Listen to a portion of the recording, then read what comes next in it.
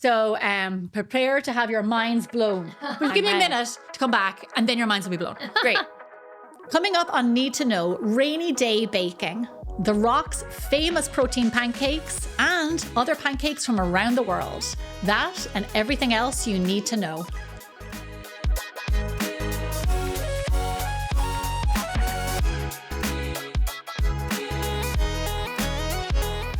Hi everyone, welcome back to another episode of Need to Know. I'm your host Gemma Stafford, professional chef, cookbook author and creator of Bigger Bolder Baking. And as always, I'm joined by my two lovely co-hosts, Ami Shukla, who is the culinary director here at Bigger Bolder Baking, and Tiana Cohen, who is an amateur baker and a professional host.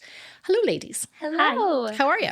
I'm so good. We're in a new month. February, I know. The month of love. Getting there, getting through the winter. Isn't it just one day of love? It's just one day of love. It's the shortest month, so it should be the month of love. Oh yeah, that's right. But I'm excited to talk about our first topic today in Hot from the Oven because this time of the year is so cozy and I feel like it's, chillier, it's cold. In lots of different parts of the United States and the world, we're very fortunate here in Southern California that it doesn't get as cold, but I do feel like it rains a lot during this season. And something I've been seeing on TikTok a lot is rainy day baking. So a lot of beautiful aesthetic videos, the rain's coming down in the background, someone's baking in their kitchen. And it got me thinking, what are your go-to rainy day baking, if you have any? Just something to make your house smell warm and toasty. I saw the videos, and for those of you who want to check them out, they're in the show notes. I definitely, because they have the sound on as well, when you watch them, you're like, oh my gosh, that's lovely. And the sheets of rain coming outside. Unfortunately, those days here in Southern California are few and far between. But when it does rain here in LA, a lot of people might not know this, but it comes down for like a day or two. And I remember like last year, wasn't there days of rain in January? We had some, sometimes we have like 4 days in a row of just it went on pouring. for so long. Yeah. And does serious damage because we're not used to it. Yeah. But so I really appreciate those days, especially coming from Ireland. I would say hot chocolate is something that we would make a lot, and which I like to have, like even with George in the afternoon. And or I would like one of my favorite desserts that I make for like that, like for the family, is like a crisp, like apple and blueberry crisp, because I always have apples and nearly always have blueberries in the freezer. Yeah. But then you have to have vanilla ice cream. Yeah. Ooh. Right. And that's a problem because then you got to go out in the rain to get it. That's true. Or you can make it if you have. Yeah. Or you could make it. Yeah. I think we would always gravitate towards cookies of any sort or any kind of quick bread like banana bread or zucchini bread or something kind of like sort of sweet and easy and comforting and simple. That's like sort of our, we're just staying in. It's been raining for a long time because it's also things that bake for a long time. You can smell them for a long time. Your kitchen gets warm with the oven on. It's nice. Yeah. Yeah, it is. It's lovely. It's a lovely feeling. Watching those videos is like, oh, it's so nice. I know. I love a rainy day here. And a lot of my friends are from the Midwest, Chicago, where it, snows and they have crazy rainstorms.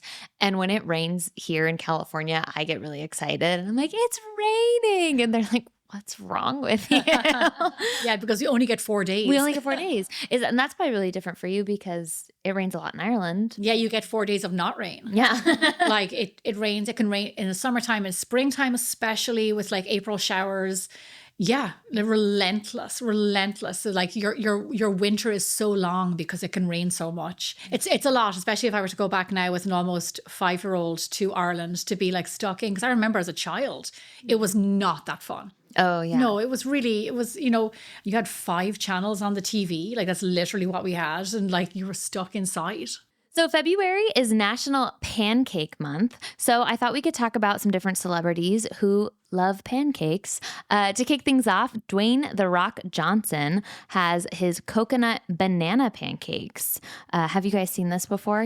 Yeah, I saw them. They're interesting. I just think I think it is what they're kind of like more protein, less sugar, and then a lot of like there's coconut in there, coconut oil, coconut milk.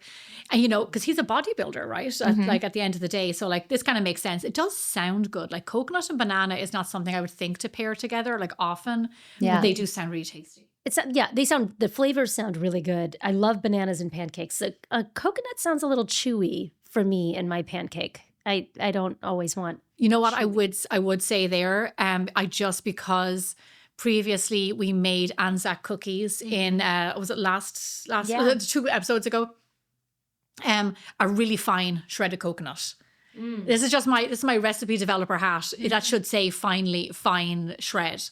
Definitely not like the stringy long type, which I also have in my cupboard, and then I have a really fine one in my cupboard. Because yes, it could make it kind of chewy and stringy. Yeah, I think so. Another lover of pancakes is Gordon Ramsay, who has lots of videos of him making pancakes. But in this specific video, he calls himself and has been called the perfect tosser of pancakes and crepes and all those things. And as I was watching all these videos, it reminded me, have you guys seen Talladega Nights with Will Ferrell? Yeah.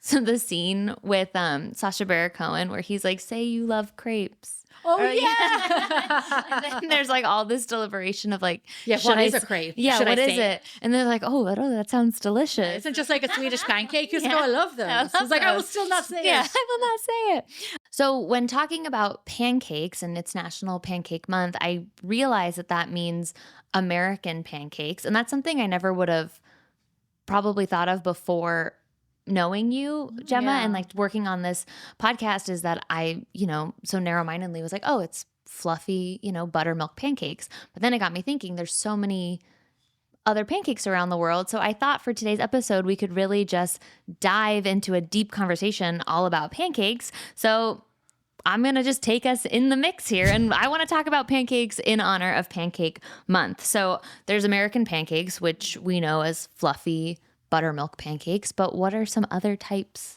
of pancakes?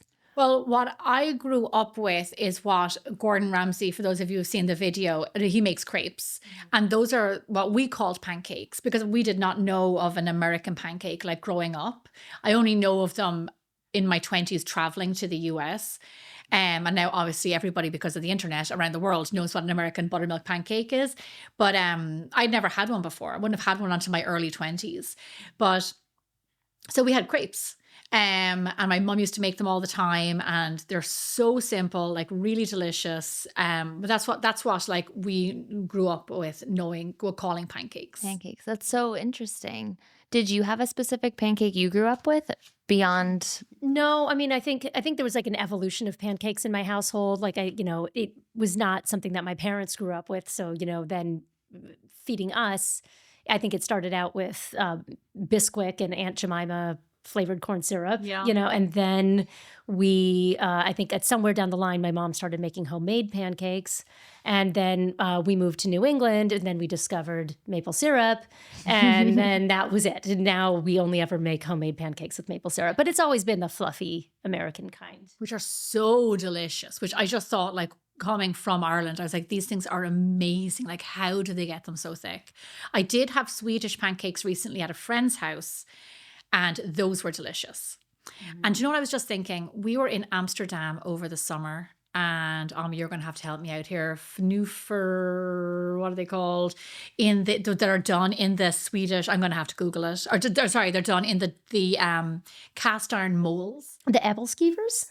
Evilskivers? No, I don't think so. I don't know if that's the word. You pour in the batter. They're little holes. You pour in the batter and they're flipped over. Yeah, and they're kind of roundish, and they have that cherry jam or that raspberry. They might. Yeah, maybe. Yeah. What should you call them? Evilskivers. The Ebel. I think it's Evilskivers.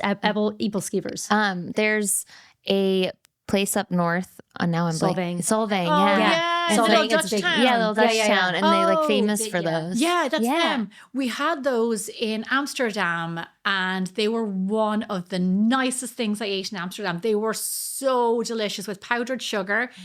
And did they give us maple syrup? I don't think so. No, butter and powdered sugar. Oh my gosh, they were so good.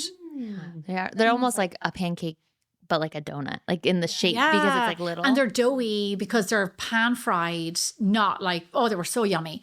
Those are great. And then I'm trying to think. I haven't ever had a Japanese pancake, which A souffle pancake? Souffle pancake. Have you had one of those? I have not. No.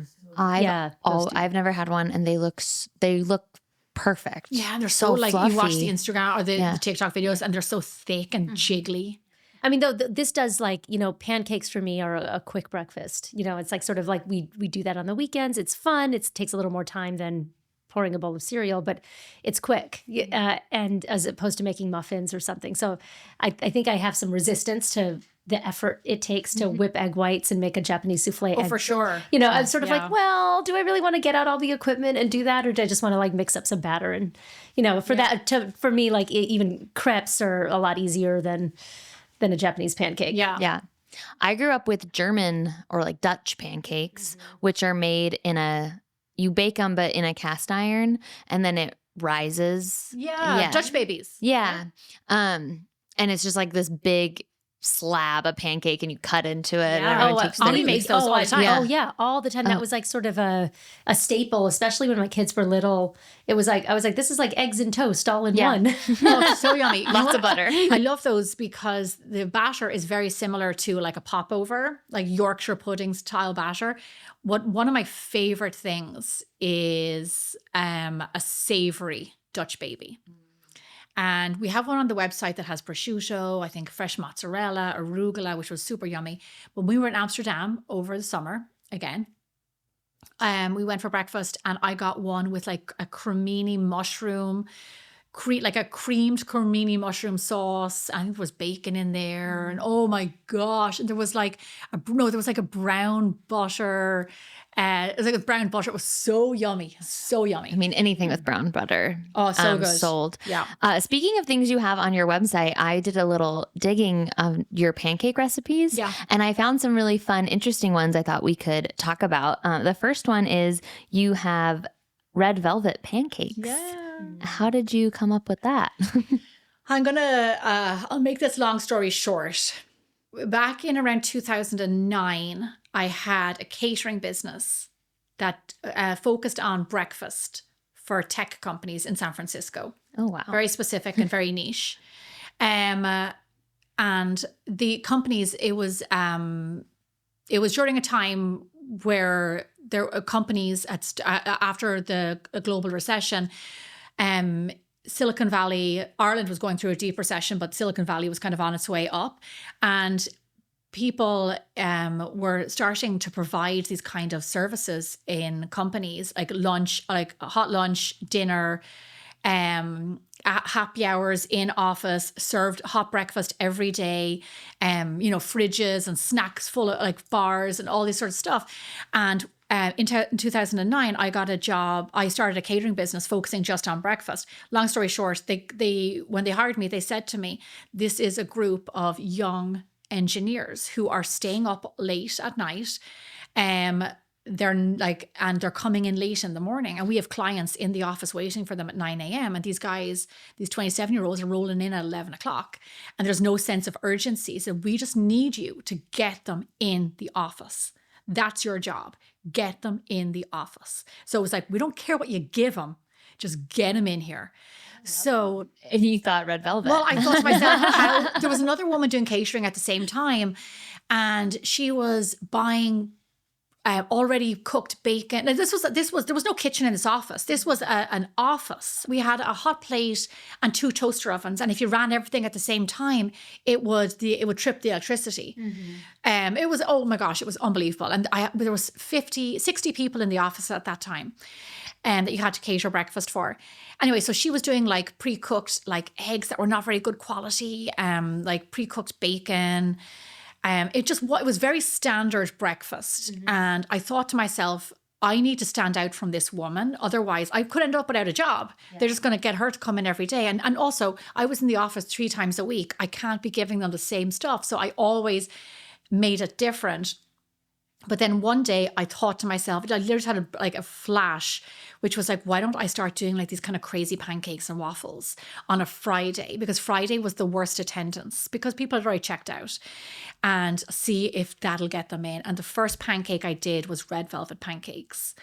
And the guys who showed up on the Friday were blown away. And then on Monday at 8 o'clock in the morning, I was greeted with, I heard you had red velvet pancakes on Friday. And I was like, yeah, I did. And they were like, can you tell me about it? Can you do that again? Like, I wasn't here on Friday. Can we have that again? And then Friday became the big day in the office to have crazy pancakes, waffles, all these sort of like fun recipes. Oh my gosh. So that's where it was just an alternative. And it goes back to bigger, bolder baking. This is when I really started my style of like, why make just regular buttermilk pancakes when I could like make red velvet pancakes, like the one day a week you're going to get pancakes. Yeah. And then we did like cinnamon roll pancakes and carrot cake pancakes, rainbow pancakes before rainbow was a thing online. And I did pulled pork pancakes with a maple and Jack Daniel's butter sauce, which I had to ask beforehand, was I allowed to do that? So it got crazy. I saw that pulled pork one, and that was from the tech company. Yeah. That sounds so good to me. I actually saw that on an episode of Diners, Drive-Ins and Dives. But it was a huge hit. I became known as the Irish lady who makes the crazy pancakes around the city, and like it was a lot of fun. But I have to say, because I knew this episode was coming up, I do have a little treat for you guys that later we're going to taste my red velvet pancakes. Ooh. And I will tell you that I made these pancakes when I auditioned for Best Baker in America on Food Network. Now, I'd say, I don't know, in 2011 or something like that, like a long time ago. I didn't get it. So it's obviously not that good. I'm sure they're amazing. They're delicious. But they're very, let me just tell you, red velvet pancakes with a cream cheese frosting and then maple syrup. Like, you have everything of a cake. They're really soft. They're just, you'll find out. You can give me your honest opinion. I'm so excited. Well, thank you both so much for all that insight on pancakes. I can't wait to try the red velvet ones, and hopefully one day we can all try the Japanese souffle pancakes, and our lives will be changed forever. Right now, we're actually going to hear from one of our bold baking correspondents and get their thoughts on pancakes from around the world. Hi, Gemma. I need to know. I'm Aya from Pastry Living. I grew up in Japan, and when I was a child, my mom used to make fluffy pancakes using this pancake mix. In Japan, it's more common to make pancakes at home using pancake mix. And pancake is called hotcake in Japanese because it's hot cake. Hotcake. Just follow the package. Just follow the direction on the back of the package. And you usually only need to add egg and milk to the mix and whisk them all together, and that's it. You can make the pancake batter in a minute, and you can find this at any grocery store. So I hope you give it a try if you ever visit Japan. And nowadays we see souffle pancakes at cafes or restaurants in Japan sometimes, but we don't really make them at home on a daily basis. Like myself, I only make them for special occasion because they take a little bit more time and effort to make. But they are so fluffy and light and very delicious. So if you want to explore different kinds of pancakes, I highly recommend giving it a try. And I think you're going to love it. Thanks so much, and I'll talk to you soon. We're back with the Bold Baking Hotline, where we answer questions directly from you. And today we're still focusing on pancakes for National Pancake Month. So our first question is, can I put leftover batter in the fridge and use it the next day? No. Well, you've got the leavening. If you've got baking soda in the pancake, you've got about a half an hour before the bubbles go away, and then you're going to end up having really flat pancakes. Yeah. So if you've got a pancake recipe that only has baking powder, you could do that. But you do it for crepes. You actually for crepes you want to. And for Dutch babies, because there's no leavening. So put them in the fridge. Do them the day before. That's no problem. But like Ami said, anything with leavening, your buttermilk pancakes, even baking powder, baking soda, you have a half an hour. Yes. But when you make pancakes, you can make your whole batch of pancakes and then put those in the fridge. Those will last 5-6 days in the fridge easily, and you just heat them up, or you can freeze them. Yeah, I freeze because George will want pancakes, and a lot of our bashers are big, and I just cook them all off and I freeze them. Wow. Yeah, and like, I mean, he doesn't know. He doesn't know it's frozen. Well, the next question is, can I freeze the batter, or do I need to cook and then freeze? Cook and then freeze. Cook and then freeze. Don't freeze raw batter. Yeah. I wouldn't recommend it. Oh, do you know what though? I did see a TikTok one time, and what did this lady do? I know what she did. She had an ice cube tray and she put frozen batter into the ice cube trays. And then she put like bananas in one, strawberry in another, blueberry in another. And then she cooked them from frozen. And they actually did look like they turned out really well. Like they looked like they baked up, like grilled, just like a regular pancake would. But they were from frozen. I don't know. Like I would do what Ami says, which is, I mean, that was interesting. And also it was a TikTok. So, I mean, we probably can believe like how much percentage of that, like 70%. And honestly, like if she used baking powder and not baking soda, she possibly had better results, because baking powder needs the heat to activate it as well. Yeah. So, yeah. Just cook them and freeze them. I do it all the time. Totally fine. Mm-hmm. Great. And it's just really handy. Our last question is, even though I followed your measurements exactly the same, my batter was a bit runny. What can be the reason for that? If you're having trouble with measurements, I would say your best thing to do, I know it's only pancake and it's such an easy 2 scoops of milk, 2 scoops of flour, but maybe a weighing scales, just to make sure in case there's any variable there with the measuring of ingredients. Check your measuring jug, because all measuring jugs are not created equal. I did an experiment, I think actually, I was giving out about TikTok, but I think I did it on TikTok, where I show you that all measuring jugs are not equal. And I will say, I do make my own buttermilk, but if I do have buttermilk from a store, I do find that it's thicker. And maybe if you use like store-bought buttermilk, if it's a buttermilk pancake, she might end up with a thicker batter.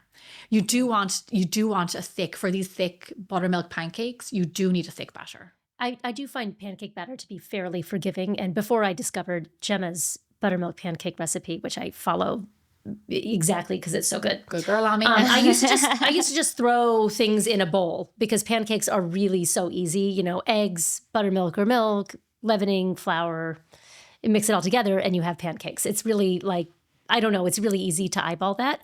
But I would find that I was like, oh, it's a little thin. I'll add another tablespoon of flour. Oh, it's a little thick. I'm going to add a splash of milk. So I don't know how she measured those pancakes, but if they are runny, a tablespoon or 2, you probably don't need much more to thicken it up, but just like a tablespoon of flour would help. I will say that I have seen people measure dry ingredients in wet liquid measuring jugs. And I don't recommend that. I'm not saying, Janet, that was you.